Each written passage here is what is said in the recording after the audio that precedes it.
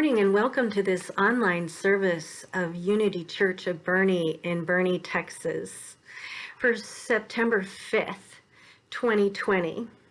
You know, when there's not a pandemic going on, we meet in person at 121 Scenic Loop Road in Boerne, Texas. But for now, until we determine that there's a time where it's safer for us to gather, I thank you for joining us on Facebook Live and on YouTube.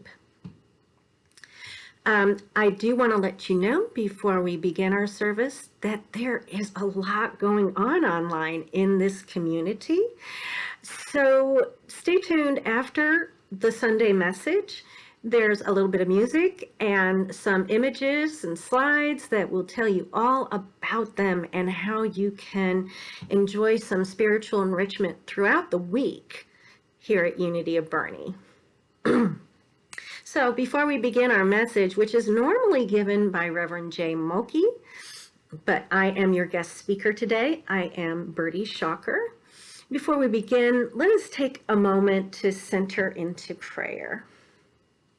So I just invite you to take up your normal posture of prayer, whatever that is, whatever is comfortable to you. And settle into that posture and relax.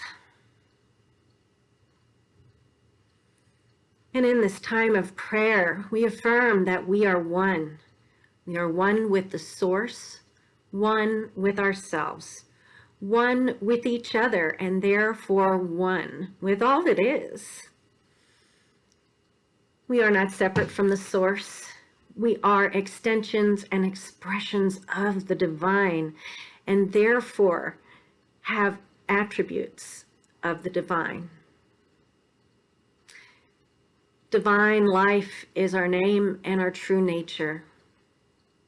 We are divine life living fully and freely in no matter what circumstances life brings us. We bring enthusiasm and joy and vibrance into every task, great or small.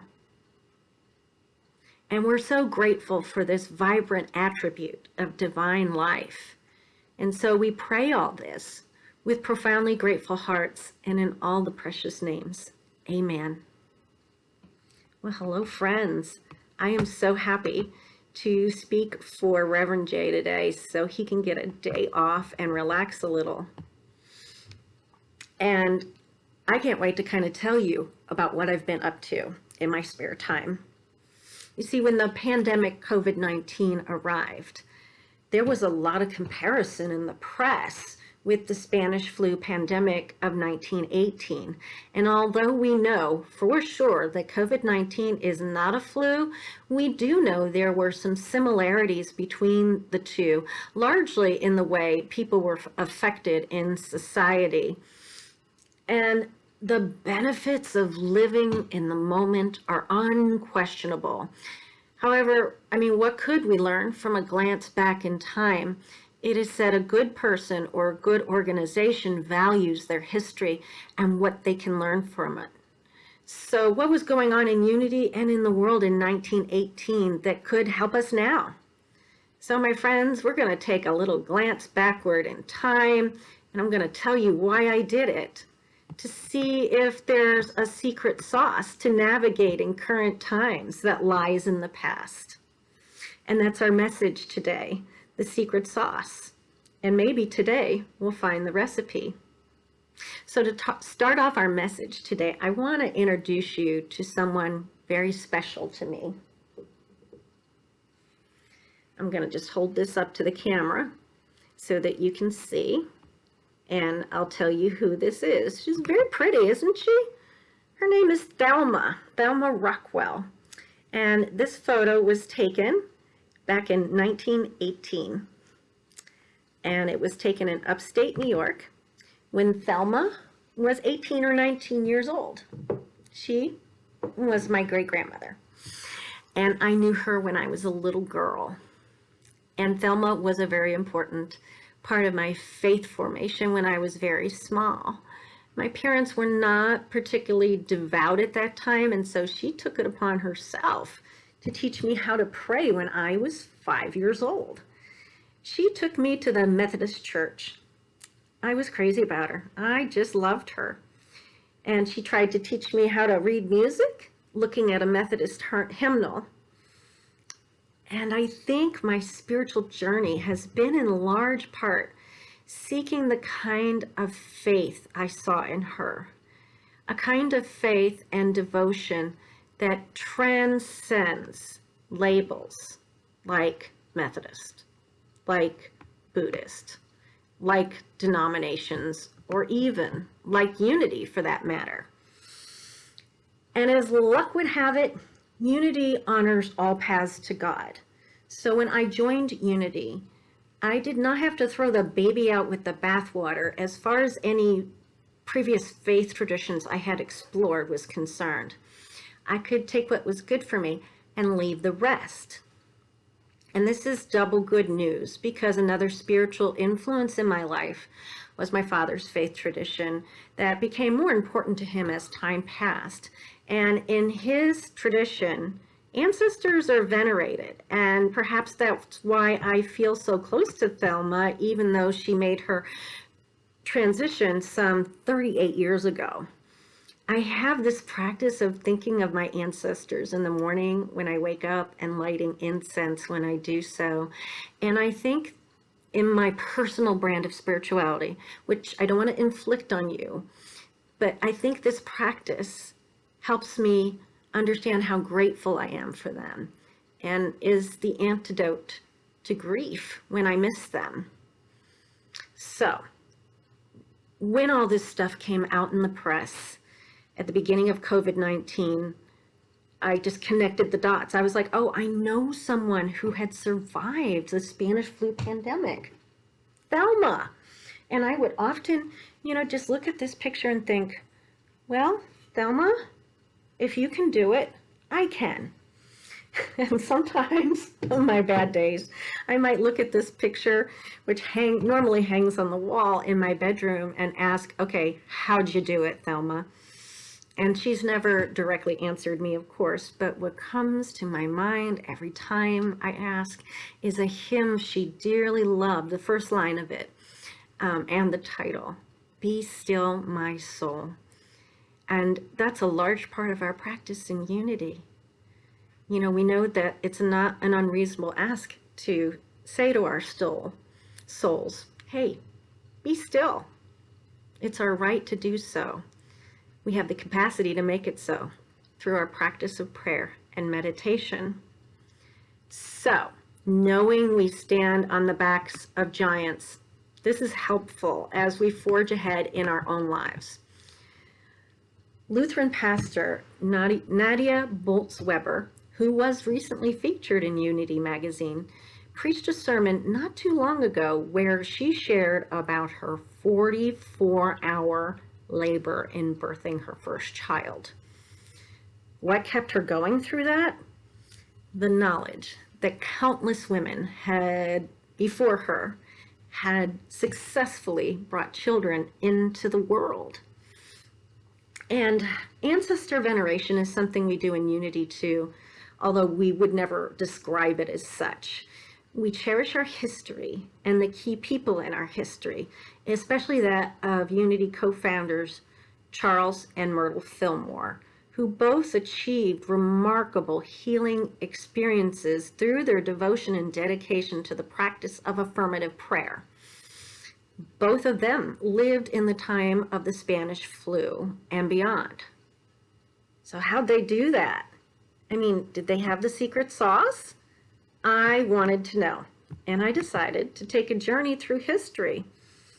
And I knew at the time I would probably have my work cut out for me to find anything about the Spanish flu in Unity literature.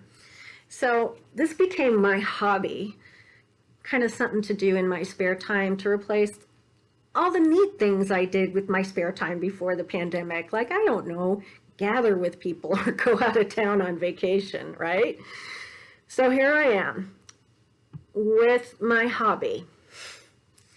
And I know that there was probably not a lot of documentation out there in Unity about the word pandemic or Spanish flu, and I have a couple of theories as to why that is.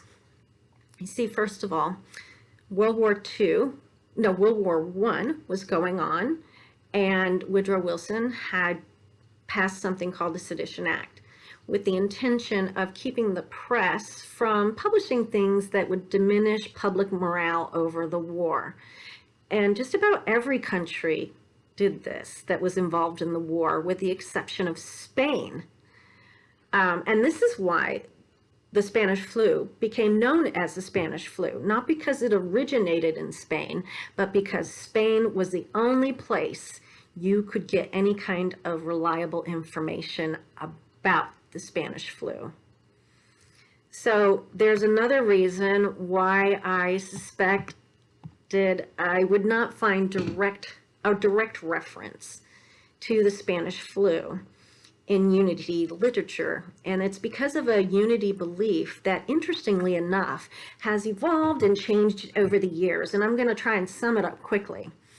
Pretty much, you can sum up this belief in the phrase, if you don't name it, you can't claim it. Basically, people did not say the name of a disease in Unity in order not to give it power. So the word Spanish flu was probably not brought up in Unity, in Unity circles, is my guess. And it's true that we do not want to make a disease the focus of our lives. So in current times, we of course have this practice. We do this by, doing what we need to do to take care of ourselves, but not identifying personally with a disease. And we try not to perseverate in a negative way about a disease, because we know that takes up a lot of energy that would be better used in other areas of our lives. But this is what has changed. We do acknowledge that at times it is necessary to communicate about a disease. And one huge step in the direction of our ever-evolving spiritual awareness was when Unity published its very first publication using the name of a disease. It was entitled Never Alone, Facing Cancer with Faith. And this happened in just the past few years. It's a marvelous publication. You can order it on unity.org, and I recommend it to anyone facing cancer. So I had these couple of factors at play, and I knew I had my work cut out for me. So I dove into Unity magazine from 1918, which I found all of those on truthunity.net, which is a website run by Mark Hicks. So I read the first 3 issues, and I'm not finding anything. And I asked myself, why am I doing this again? I realized I was looking for something, the secret sauce. That's how I got the message for our title today. So I found it interesting. In those first 3 issues of the 1918 Unity magazine, I didn't see any articles written by the Fillmores. Isn't that interesting? Kind of thought maybe they wrote everything. Not at all. And by the time I was done with these first 3 issues, I realized I was unlikely to find anything that named the pandemic anytime soon by reading every single issue from that year. So I was like, I need to learn more about the Spanish flu in general. And out of that was this incredible journey online through countless news articles and the very helpful Mary Baker Eddy library online. So here's some things that were going on in the world at the time of the Spanish flu. By the time that flu was complete, it resulted in the infection of 1/3 of the world's population. The life expectancy of the average person dropped by 12 years. And in that first year of the pandemic, war was going on. So people had not only a pandemic to be concerned about, They also were concerned for their friends and family away at war. And various cities took different approaches to what we call mitigation, or things we do to decrease the impact of an infectious disease. So some cities took to quarantining their residents very seriously, and others did not. And still others didn't think quarantine was feasible. So they did only some of the measures you might do, and they stressed public health education instead. Now, from what I read, the stricter and longer the quarantine, the more people survived. Now, face masks were highly controversial. Some people were for them and some people were against. And unfortunately, instead of those 2 layers of tightly woven cotton that we recommend for face coverings right now, 1918 masks were made of a gauze material, and they probably didn't help anything. Hospitals and funeral homes were completely overwhelmed. Funeral homes were so overwhelmed that because school was out anyway, Catholic seminarians were sent to serve as grave diggers, and those in training to be a nun were pressed into service as nurses. So some of this sounds familiar, and thank goodness, some of it doesn't. Some more interesting information related to churches.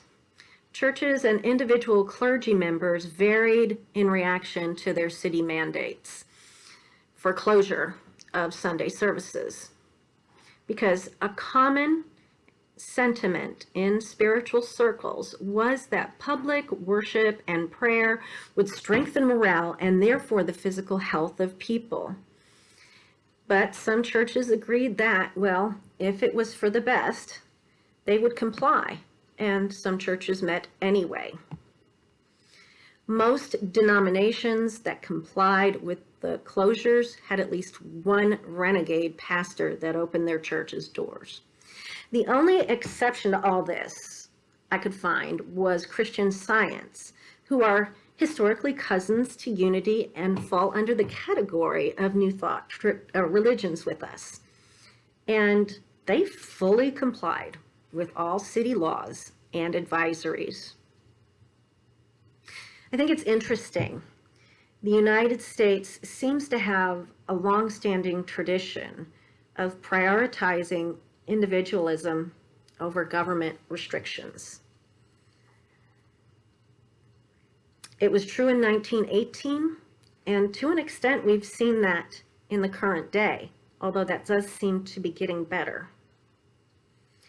But what concerns me is that aversion to collective, cooperative action. It seems that aversion is a detriment to public health. So on to my journey. I found some public health charts in some articles I read online. Aha! Now we're getting somewhere, I thought. And from these charts, I learned that the peak of cases was in October and November of 1918. Now, working in communications like I do for this church, I know it takes time to publish a magazine, especially given the old-fashioned printing presses that they were using at that time. So instead of October, I chose to take a dive into the November 1918 issue of Unity magazine. So what was going on at that time? I bet that's your question. Well, I gotta say, one magazine cannot give us the full picture, but it can give us some ideas. I noticed that Unity was a part of the war effort because you could take the Unity magazine when you were done reading it, put a 1-cent stamp on it, take it to a local post office, and it would be shipped to a soldier on the front lines of the war. Now, there was no Unity Village yet. Unity headquarters was located on 10th and Tracy Streets, 10th and Tracy Avenue, in Kansas City, Missouri. I had learned from my research that Kansas City was affected by the Spanish flu. So we can probably say the Spanish flu was something that probably impacted Unity in one way or another. So at first I just really kind of skimmed the magazine, and I noticed, oh, there was an article by Charles Fillmore, and I was like, okay, I'm going to take a deeper look at that later. But first I just wanted to skim it to see if there was an actual reference to the pandemic anywhere. And to my great surprise, there was an editorial piece with no author named that stressed the importance of being able to gather together. And that is true. We are social creatures, and it is difficult when we cannot gather in person. But I'd like to think that had the technology we have today been available, perhaps that editorial would not have been necessary. I would like to think that our ancestors would avail themselves to something like we are doing right now, a church service on Facebook or YouTube, or some churches use Zoom. I mean, Charles Fillmore was a big fan of science after all. He wrote a book called The Atom-Smashing Power of the Mind when the concept of an atom was relatively new. I think he just might marvel at the technology of today and see it as an expression of the one mind, the creative process. That's just kind of my opinion. Now, continuing our little journey through this Unity magazine from November of 1918, I noticed in the back of it, there was a listing of Unity centers that were being created, new ones and meetings. It's like a rather extensive list, like Unity was gaining ground at that time. So I don't know, it sounds like to me, we were in the same boat as any spiritual community of that time, and really of this current time, doing that which they thought might be for the highest and best for their communities. Dr. Anthony Fauci recently said about the 2020 pandemic, "We are not perfect. We did not do everything right. Let's be humble enough to know we all could have done better." And it's so interesting, you know, as I started back and started to read this article by Charles Fillmore entitled The Creative Law.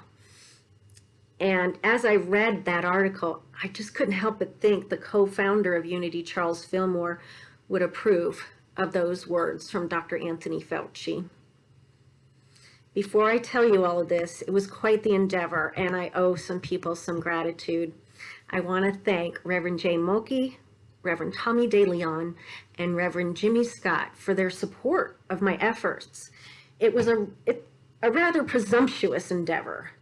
I wanted to take the words of the mighty Charles Fillmore in the time of the Spanish flu pandemic and condense them into a less verbose, more modern day understanding for the purpose of this message. And in reading this article, it is my guess that what I'm about to summarize for you may have been his effort to answer the question, why would we create a pandemic? And this idea of mine is based on a unity principle I think is not quite fully understood yet. And that principle is that our thoughts have creative power, that our thoughts, feelings, and ideas shape our experience of the world. Well, all right, if that's so, why create a pandemic? And I'm sure many of us have had thoughts about this. Perhaps for some of us, our theology has been challenged. It is similar to asking the question, why do bad things happen to good people? And please let me reassure you right now, asking such questions is not a case of someone having less faith or a lack of faith. We ask these questions when we're feeling pain. When we are asking such questions, let's all remember to take good care of ourselves. and each other. For such questions are evidence that we are hurting, but they are not evidence that we lack faith. So here we go. Let's dive into what I call the salient points of this 10 pages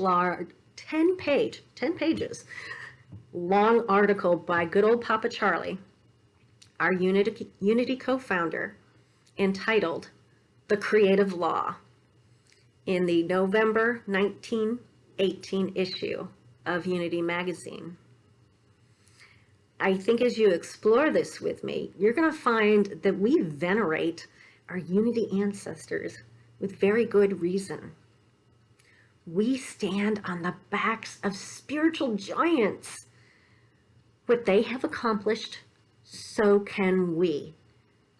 Keep in mind that following the Spanish flu pandemic, Unity entered this very prosperous time.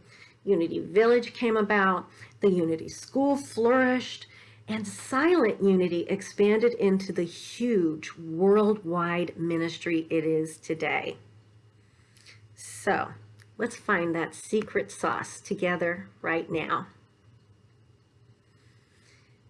In the beginning of the article, Charles Fillmore talked about the mind of God.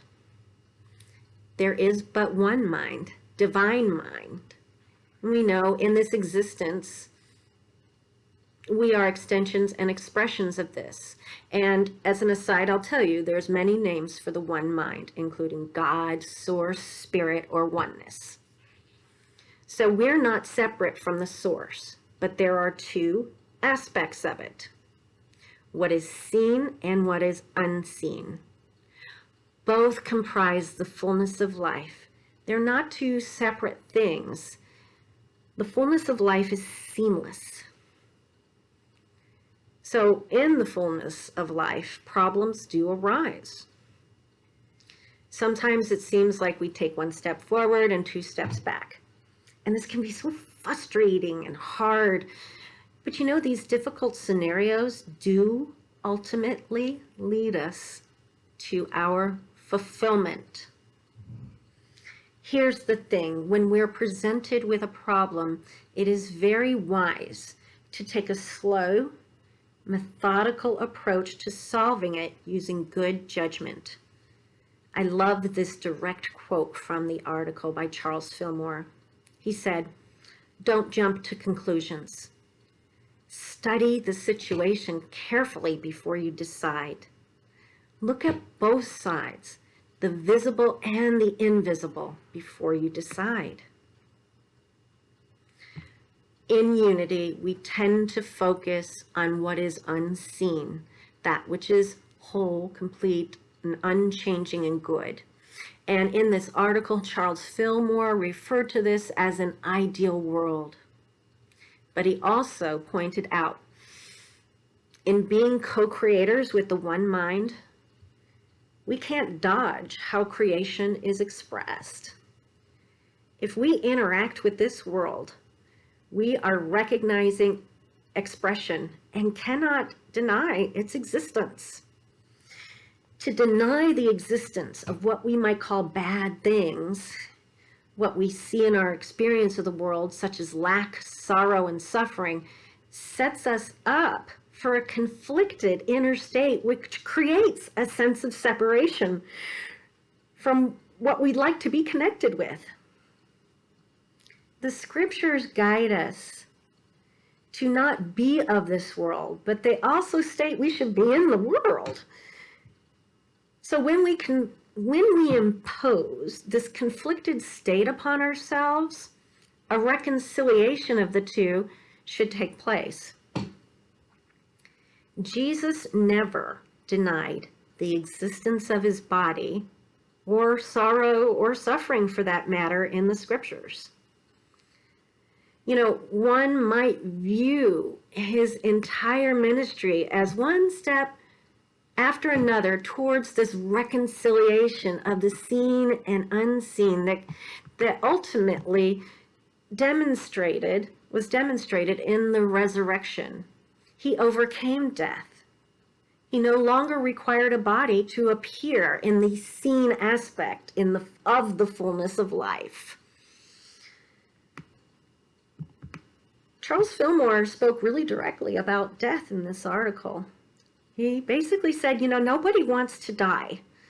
We would all like to overcome death. And we go to great lengths to avoid death with any number of interventions from all sorts of practitioners. We change our entire lifestyles to avoid death. And in doing so, we often forget what animates us in the first place. That force of life, the spirit that is never ending, unchanging, and our essence. And even in death, that cannot be taken away from us. Jesus, in expressing his divine nature, demonstrated that quite clearly. So there is a secret sauce. As a matter of fact, in the article, Charles Fillmore says there's a recipe for all of this, and we need not look far to find it. Jesus, a wise guide and a way shower, gave us plenty of his words to study that describe the secret sauce.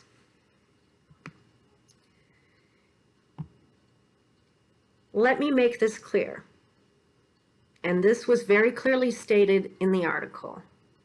None of us would ever intentionally create a world where poverty, sorrow, or suffering exist. So we look to the secret sauce, and perhaps the best ingredient in the secret sauce is the scripture, "Seek first the kingdom, and all this will be added to you." Now, just as an aside here, let's understand that when Charles Fillmore spoke of the kingdom, he wasn't referring to some external location. He was referring to an internal awareness of the divine. Charles Fillmore said in this article, we don't have to enter the kingdom. We need only seek this internal awareness. Now, in seeking the kingdom, we will find ourselves hopefully in a state of examining our thoughts and our feelings and our ideas. And we may even have to examine why our motivations were for seeking the kingdom in the first place. We're pretty likely to find there's some labels we've placed on ourselves that we need to shed. We may find there are aspects of our lives and our interior world that we would be better off releasing. So in doing so, let's be kind to ourselves and true to ourselves. This is a time to focus on the God of our understanding. And remember that faith without works is dead. Go within by all means and seek the kingdom. But while you're there, take some time to listen and use the guidance of our higher wisdom to know what is ours to do in this time, and then do so with heartfelt energy. No task is too small. And I might add a personal thought here that's not original. As one of my instructors, Reverend Kelly Isola, might say, this might be an excellent time for those of us in Unity to get off our affirmations. So I'm going to close as Charles Fillmore did in this article, written in a time similar in many ways to our current circumstances. And he simply quoted scripture, simply writing, "Seek and you will find.